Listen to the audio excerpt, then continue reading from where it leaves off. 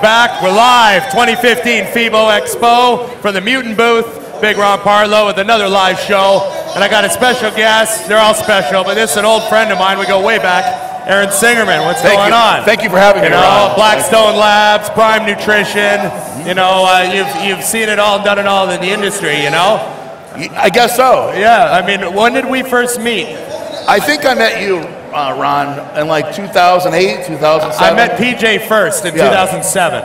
I think you were listening to the radio shows, right? Yeah, I was a big fan, yeah. And you started with Twitter. I remember the beginning of Twitter. We all started around the same time. Yeah, no, that was cool. So, you know, we've met over the years and got to know each other, and then I used to submit articles to you when you were at RX. Yes. And so, you know, we go way back, and I'm still writing, and, you know, you're running 2 companies now. You know, I mean, for those of you at home that are expecting another pretty face, we got an empty chair here. What happened to PJ? So my business partner, PJ, a partner in crime, unfortunately, he got to the airport. We got there together, and we handed our passports over, and the lady looked at the passport, looked at him, and she's like, that's not you. And essentially, he was like, oh shit, you know? And what had happened was his wife, Celeste, packed her passport in his bag. So he missed his first flight? He missed his first flight. He ended up coming the next day, and he got sick on the way here. So he's in bed right now, feeling not so good. Has he been here at all? Yeah, he came to the booth yesterday, and I tried to get him to go see a little bit of the city and stuff last night, but he's just, you know, he's miserable. Yeah, I hate being sick. I'm terrible. I try not to whine about it, but... You don't want to be sick when you're out of the country. Yeah, especially when there's stuff to see and stuff to do and, you know, money to make and fans to meet. And so how things going at the booth? Things are going good. One of our retailers, Muscle Rage, who sells Blackstone and Prime in the EU, mostly they're based in UK. They decided they wanted to do a booth here, and we said, you know, we would support them by sending samples and bringing ourselves to sit at the booth and, you know, hopefully draw a little bit of a crowd. So right. Yeah. So it's a Prime Blackstone double booth. Yeah. Because of the retailer, he carries only those 2 brands. They do like internet business, and they have some store business as well. But so we decided, you know, it was a good reason to come out here anyway. We're meeting with distributors, making decisions about how we want to expand Prime Nutrition and Blackstone globally. And so there's a lot of big players out here. As you see, it's amazing when you look around, all these brands I've never even heard of. There's all these European companies that are worth like $300 million, and they don't even sell in North America. Amazing. It's such a big market, and it's a competitive market too. That's the thing that people don't realize. Because you got all these European brands, and they really don't need us. It's cheaper here, cheaper to make them here. The dollar's very strong now. Shipping, They pay tariffs and stuff to get the product in. So you have to be a really good brand like Mutant or like Prime to get a foothold here and to grow right now, because it's such a tough climate for supplements because of all this crazy competition. Yeah. I think there's more competition in the EU for supplements than there is in America. Yeah, that's exactly what, I mean, Ryan and I have this discussion over and over. We watch these booths go up when they're putting them up, and you know, at the Olympia and at the Arnold, everything is like a fabricated booth like we have ours. It goes up in like a day. But some of these booths are like 2-story houses. They're building them. Like, it's like building a tree house. They got hammers and nails and drywall and paint. Yeah, man. And they're like, and then when they're done, they just tear it all down. Crazy. Like, it doesn't get packed up and shipped a booth somewhere like else. That costs hundreds of thousands of dollars. Yeah, I know. It's interesting. As a business owner, I look at those now and I think, how does that make sense? You know? Right. Because this show, although there's lots and lots of people here and there's lots of consumers and you're getting your name out, does it make sense to spend $500,000 on one show? I don't know. Not for me yet, anyway. I'm not enough of a numbers guy yet. You know, I'm still what we call a people person. So I'm trying to learn, but it's coming. Now, you know, speaking of success, you know, talking about being successful, that was one of the main things that you and I said we wanted to talk about today. Yeah. You know, I had the real deal, Chris Cormier, on today. We were talking about making it in bodybuilding and what it takes, the suffering and the sacrifice. And it applies just the same to business. Yeah, and I agree. Now, you guys have an interesting story. You were both at a low point in your lives. You know, it was a tough grind. There wasn't a lot going on. And you climbed out of that. You know, is there anything you want to say about how that process, how did Blackstone start? Well, I wouldn't say we were at a low point in our lives, because I've been at very low points in my life. Right, okay. I had gotten fired from RX Muscle, kind of unfairly, but it ended up being obviously the best thing that could have ever happened. Quite often that's how it works. Yeah. That was, I was working for a guy, Dave Palumbo, and essentially I put all my energy. Everybody has like a finite amount of physical energy, mental energy, and it's for everybody. Some people have a little more, some people have a little less, but I was focusing so much of my mental energy building his business that when he fired me, he did me a great favor, because I was able to take that same energy and focus it on building my business and furthering my my interests. Right. And so for that part of my life, it was the exact right thing to happen. I had an opportunity, we seized it, and that opportunity was, we were working for Iron Mag Labs, PJ and I. Right. And they had a product that was that he was worried was going to become illegal, called Super DMZ. And his business was doing rather well. He didn't want to have any kind of additional risk. And as you get more involved with the supplement industry, you'll see that you always have to look at the risk versus return, and what potential blowback is when you have something that's controversial or even unique and innovative. Right. Something unique and innovative and safe could also come back and bite you in the ass eventually. But at the time, he was doing well, and he was not tolerant to any risk. So he said, I'm going to throw away these bottles. He had 5,000 units, and he said, I'm going to just dispose of them. And basically, I didn't have a wife then, no children. Me and PJ had very little risk. We had very little money. Right, and nothing to lose. Yeah, nothing to lose. And so we said, hey man, give me those bottles. I'll give you the money back for what you paid for them, and we'll split the profit. And we created a site called superdmz.com. He was able to help us funnel traffic, and we used our social media. Did you relabel things? Or? No, kept it as it was. Okay. And so he did a sale, essentially, of those products to us. One sale to you. Yeah, so those products all came to us, and we sold all of them in 6 weeks. So me and PJ approximately made about $75,000 in 6 weeks, which is more money than I ever made, ever. Yeah. And so the first thing we thought was, how can we keep this going? Once you start making any kind of money, you're like, oh shit, it's going to end now. I got to figure it out. Well, plus it triggers in your brain that it's possible to do it. Yeah. And now you know it's possible. So it's like the first 600-pound bench press, or right? the 5-minute mile. Yeah. As soon as somebody broke it, so in our heads that was like a click. And so we sat down at my kitchen table, and I was like, okay, let's come up with a name. Let's start LLC, and let's do this officially, and then make a proposal to Rob, who owned Iron Mag Labs, to let us keep this new entity going, because the product never became illegal. Incidentally, it's still legal. So what ended up happening was we came up with the name Blackstone Labs. I went to Rob and I said, hey, I'll give you 33% of this new company, and you'll allow us to do it. So we keep working for you and start this new company at the same time. He said okay, and about a year later we bought him out. And so me and PJ owned Blackstone Labs together by itself. Iron Mag was gone. Was absorbed. Gone. Yeah, we didn't buy Iron Mag. We bought his 33% of Blackstone. Oh, okay. So and that was a huge, great deal, because his vision of the company, it wasn't his baby. He already had a baby. So this one he looked at in a very strange way, like competitive, which we never understood. So when we got rid of him, we were able to really blow it up. And around that same point in time was when I was fired from Dave Palumbo. So all these things kind of converged at the right moment, and that's how we started Blackstone Labs. And now take us, fast forward into the future a couple of years, and I start hearing about Prime. Yeah. And automatically what I think as well, they're preparing for these new laws. Yeah. They're thinking, Blackstone might kind of have to be folded away. Right. And they want to have a separate company that they've already established. That was what I thought you were doing in my mind. Yeah, well, that is actually true. So just like what we did when we made the $75,000 originally, I sat down with PJ and I said, okay, man, what happens if something bad happens? We'll go back to square one.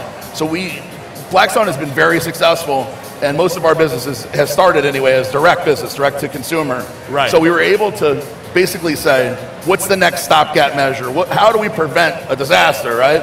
And so at the time, the smart move we figured out, start a mainstream company, and with a mainstream name and labeling, and so that's how Prime got started. Now, it's interesting because that was the original idea, because we assumed that maybe Blackstone would go away. and maybe the laws would prevent us from continuing. And what's actually happened is two weird changes. One, Blackstone Labs has 17 products that are never going to be illegal or foreseeably. Right. So now we have no pro-hormones, and the business is still doing very, very well. So kind of we got very lucky in the sense that we didn't have to use it as like a backup. Right. Instead, now we have two businesses that are both doing very well, and I never would have foreseen that at all. And also, at the same time, my interest, I have another child on the way, another son on the way. I have a son, and I got married all in the same period of time, and my interests have changed from being the biggest guy, like being the most muscle, you know, to now living longer, you know, living a better life. And my interests in general with bodybuilding and stuff have shifted. And Prime now is, although Blackstone will always be my baby, Prime now reflects where we are in life also. You know? Right. Only the best, right? Only the best. Well, I definitely like only the best. Now tell me about the relationship with Meadows. Bringing Meadows onto the team. Who's this? John Meadows. John Meadows. Yeah. I thought you said something. Meadows, man, he is just, to be honest with you, he's just like a blessing. The guy is a great guy. It was an interesting story. So he called me out of the blue.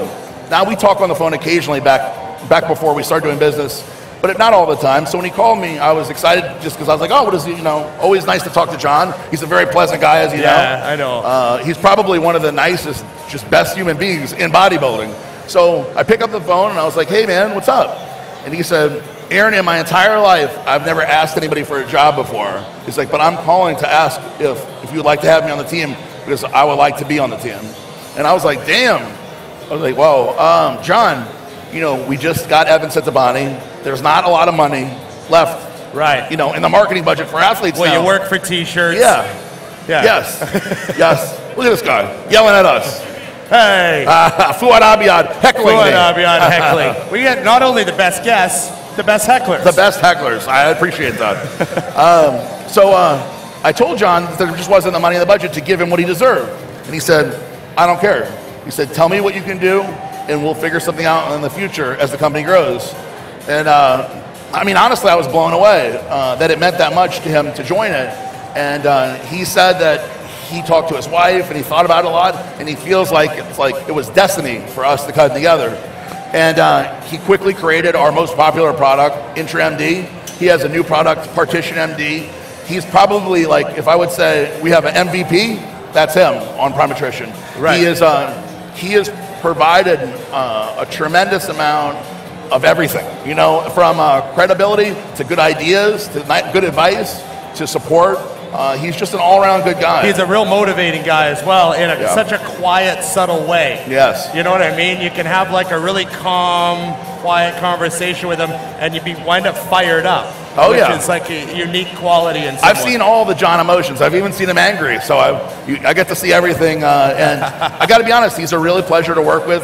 He is always level-headed. He's very honest. I never have to worry, oh, what is he thinking, or, you know. And as the brand has grown, you know, we've done right by him, and you know, now he's a major player, and he's about to be really rewarded also for his participation. Right. Yeah. Now, what about success generally? I know you had other ideas. I wanted to ask you about the image that you guys put out on your social media.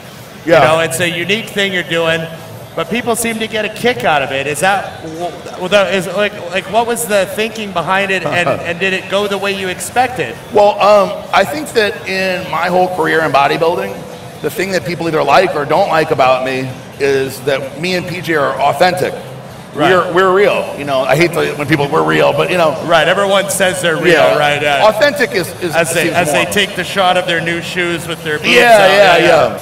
So we decided early on when I did radio shows to not hold anything back, to be who we really are, instead of, you know, like the Howard Stern method. I know you're a fan of Howard Stern. Yeah. So Howard Stern would talk about everything personal in his life, and as a result, along with being funny, people liked him.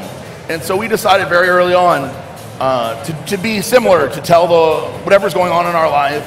And now, because we have reached a certain level of success, we continue to do that. And sometimes I'm not even sure if that's the smartest thing to do, because it's true, right? Because I don't know how people take it. You know, I find in life, unfortunately, there are a lot of people that don't like to see people do too well. You know, you like to see them do well, but not too much.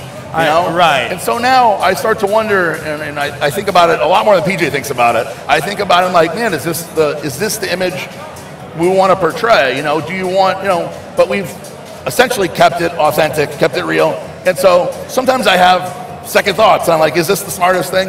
But our social media has been one of the big keys to our success, because we were ahead of the curve. You know, we started with the social media stuff very early on with PJ and I. You know, that's how with his training career, he had 200 clients, and most of his clients came from Facebook. Right. So, you know, you see now, training people, you can promote your people, and by promoting your people's success, people see and they're like, oh, I want him to help me.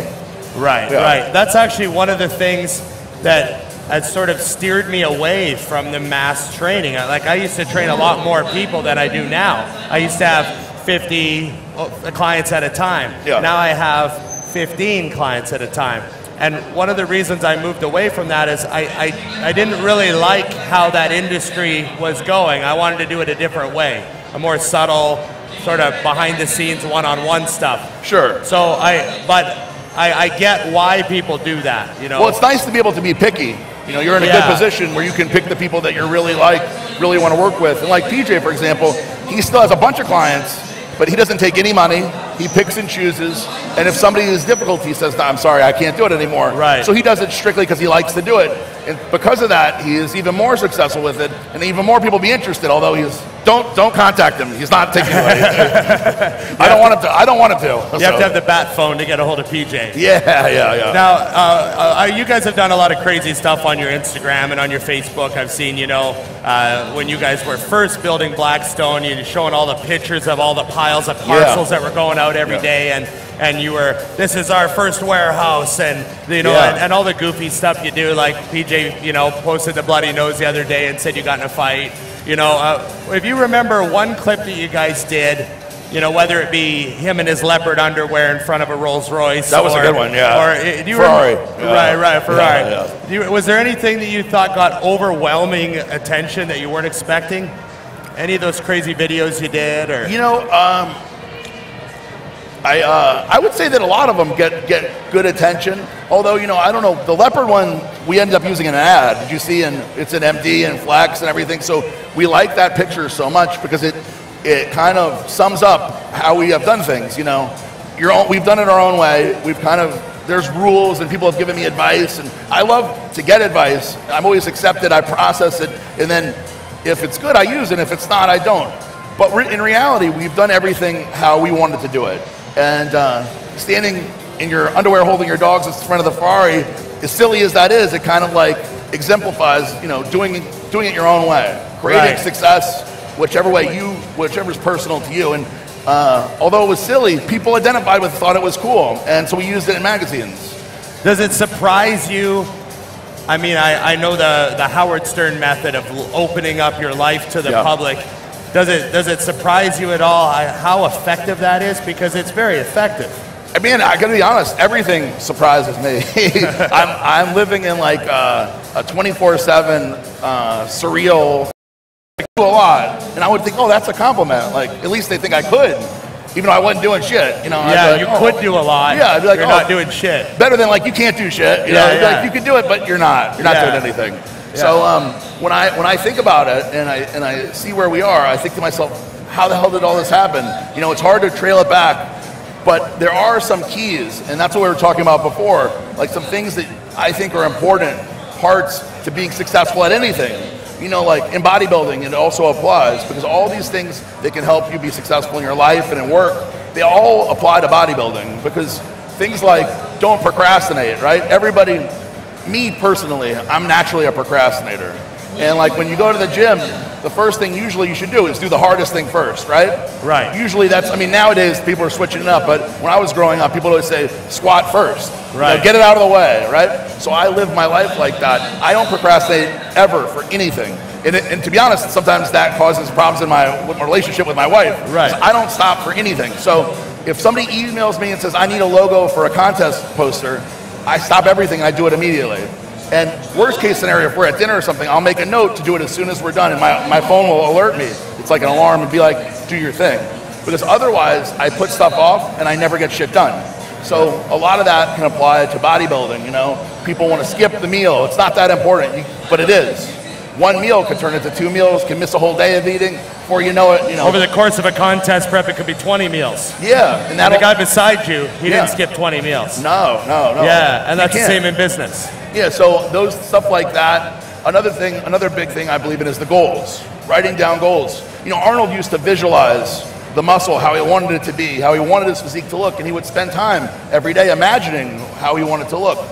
For me, I write down short-term goals, long-term goals, stuff that's outlandish, you know, crazy stuff, and it's so that way I can focus on it, and I think about those things, those goals, the short-term ones and stuff, every single day. So I think, where do I want to be? What do I want to be doing? What's important now? And I think about it over and over, and I believe that that energy that you're putting out there into the universe is kind of silly and metaphysical as it sounds. By putting that out there, you're able to kind of materialize these things. Have you read Arnold's book, Total Recall? Arnold's book? Yeah, I did read it. One of the parts I liked the best about that, when he was talking about how back as a young man in Austria, they would make the 5 chalk marks on the wall for every exercise, and then as he did every set, he would mark it off, and at the end of the workout, you saw 50 or 40 or 60, however many exercises you did, check marks on the wall. And it was this visual cue that you'd accomplished something. I mean, you know you did your workout. I know I did my workout. But when you see it on the wall visually, you go, wow. He said he always felt like it triggered something in his head. And then years later, when he was doing speeches as a governor, he said he would make ticks at the top every time he did it. And he said if you still pull out an old copy of one of his speeches as governor, you'll see 100 ticks at the top, because that's how many times he did it. And that visual cueing, writing stuff down, writing down your goals, I think is very powerful. I think that it also helps keep you accountable. So if you're not keeping track, if you don't know what's going on, if you don't know where you want to go, it's like a roadmap. If you don't know where you want to go, how are you going to get there? You know? So you have to, in my opinion, you have to know where you want to go well in advance, plan it out. Things are going to happen along the way that you can't predict, but you always have to be focused, narrowly focused on where you want to get, or where you want to be, or you'll never get there. Right. Yeah. Now, what do you want to say to the fans at FIBO? The Mutant fans at home watching you? I mean, FIBO's great. I've had a great time here. It's amazing to see all the European fans and how much interest there is for the sports nutrition market, and I mean, there's 11 halls right here, 10 or 11 halls. I know. And they're all huge. So like, people go to the Arnold, and they're like, oh, the Arnold's so big. It's nothing compared to FIBO. So you know how much I've seen? Here to the bathroom. Here to the bathroom. Yeah, well, I can tell you, if you start walking around now and try to see everything, you won't make it to everything by the end of the day. No, I may make it out of this hall and maybe the one you're in. Yeah, exactly. Yeah. There's so many people here, and there's so many fans and interest. It's very encouraging to see. Whenever I go to any other countries, you know, I always see the fans, and it's like, man, you have to keep a global perspective these days, because we're so narrowly focused on America. You don't realize that there's all this out there, you know. And it's also too, like, you know, I say old school, but whatever term, but I forget how many people see the videos we do. Yeah. And look at my Instagram. And you know, it's one thing to be at the Arnold and have people come up and go, oh, I follow you on IG and watch your videos. They're like, oh, of course you do. You live in, you know, you live in New Jersey, or you live in Ontario or whatever. But then you come over here and there's Italian fans and Belgians and people from Holland and all those countries coming up saying, I love your stuff. That is really, I got to tell you, that is a very fulfilling, really cool thing to have. For us, I get the most kick, and I feel very fulfilled hearing people like our products, no matter what, email, in person. But to go to another country and people say, oh, I ordered, you know, X product from Blackstone Labs, I love it. I'm always like, man, that's so cool. That's something that we made, an idea that we had was turned into a product. That product is now all around the world, and that people are enjoying it in Germany. It's mind-blowing, right? Right. Well, before we go, I actually want to take a moment, personally thank you, because you're the first guy that ever asked me to write anything. He's a very good writer, if you haven't read. He's very good. And some of my favorite stuff was what I submitted to you back in the day, and now I'm writing for Muscle Insider magazine every issue, and I'm writing a blog for the Mutant website, and I enjoy it thoroughly. And this is the first guy that asked me for anything. So I always appreciated that. And thanks for coming on the show, man. Thank you very much. Ron. Tell PJ he was desperately missed. I will. I was hoping he'd just wear the leopard underwear. We brought the suits to wear. You asked for suits. Right. But I was like, I'm not going to be the only guy wearing my suited hair. Ron said, please wear a suit. I'm like, all right. I thought it would be funny if you both came on in suits. We were going to. It would make me look so legit. Okay. Aaron Singerman, CEO of Blackstone Labs and Prime Nutrition, entrepreneur, what else? Infamous legend of the industry. Okay, on and on. We'll be back with more Mutant Live from the 2015 FIBO Expo at the Mutant booth. Come down and see us. If you're around the world, tune in live. We got another episode later today. I'm out.